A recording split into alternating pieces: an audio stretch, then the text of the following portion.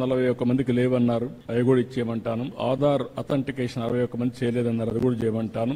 భవిష్యత్తులో ఈ nativity, date of birth, లేకుంటే డెత్ సర్టిఫికేట్, అడంగల్ ఇవన్నీ ఉన్నాయి.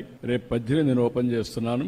ఒక వాట్సాప్ గవర్నెన్స్ పెడుతున్నా. మీరు ఏ పని ఉన్నా మీరు ఒక లెటర్ పెట్టేస్తే మీకు కావాల్సిన సర్టిఫికేట్ ఆటోమేటిక్ గా మీకు వచ్చేట్టుగా యాక్సెస్ ఇచ్చేస్తాం. మీరు ఏ ఆఫీసుకు పోయే పని లేదు. టు స్టార్ట్ విత్ 150 సర్వీసులు ఇస్తాం.